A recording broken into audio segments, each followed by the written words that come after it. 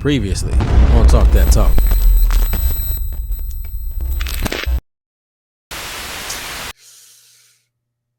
We kind of already talked about that, but we'll bring that up next week. All right, this next question. What are people looking for from college bands? This question I saw posted up from Brother Lawhorn on his Facebook page, and I'm assuming, and I'm only assuming because I heard a lot of chatter. A lot of people were talking about A&T's show, right? There was a lot of chatter about the shows were boring and blah blah blah blah blah. What are people looking for from college bands?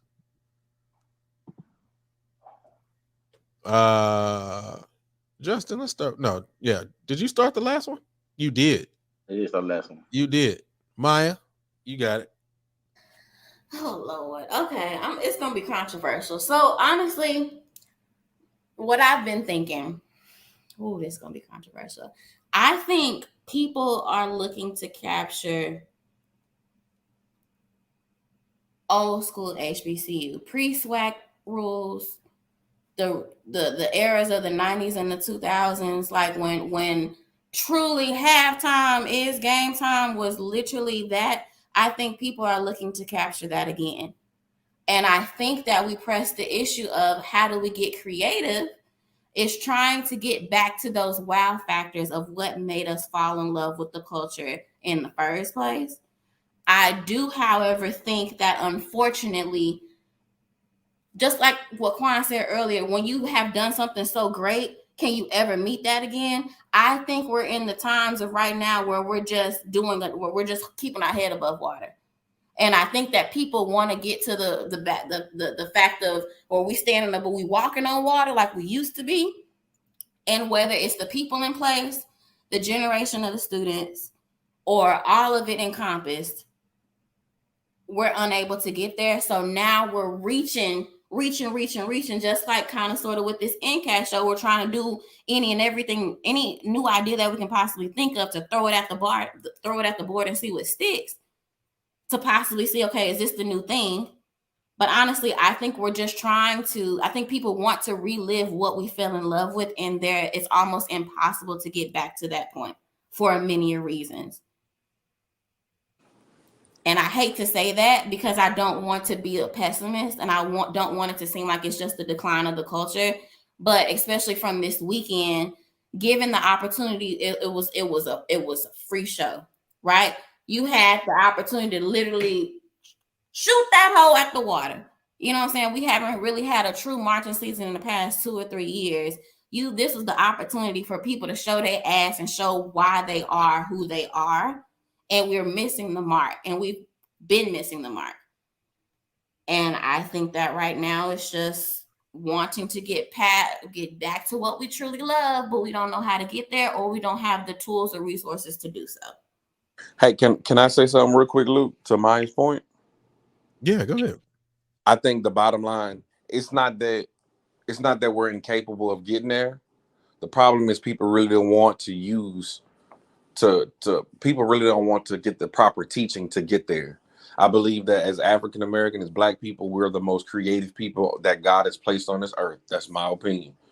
But what I truly believe is people really don't want to take this craft serious, to invest their lives into it, to truly be the next trailblazers like Dr. Griggs, Prof. Edwards, Dr. William P. Foster. Everybody wanted microwavable.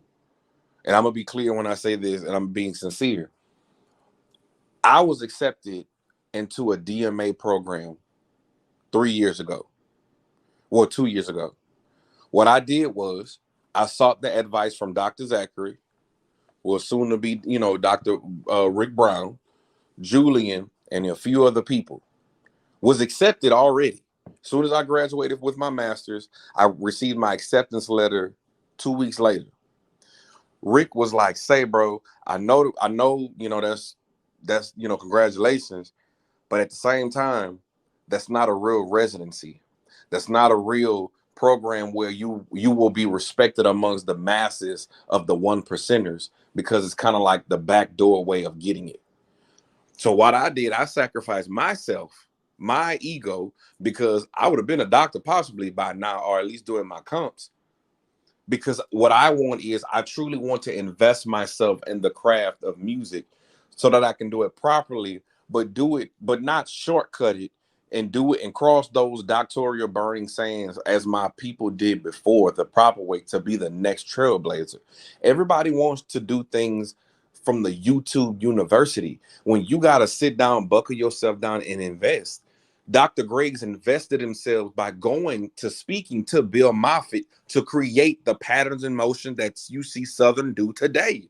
Everybody want to do it microwavable, and that's not how it goes. And that's from arranging, that's from drill shows, that's from pedagogy, that's from even establishing bands from the secondary level that trickles down, that trickles up to the collegiate level. Everybody wanted microwavable, bro. And that's the problem that we're dealing with right now. Everybody want to fast track it, but sometimes you got to sit down and, like my grandfather would say, you got to suffer through some things to truly be great.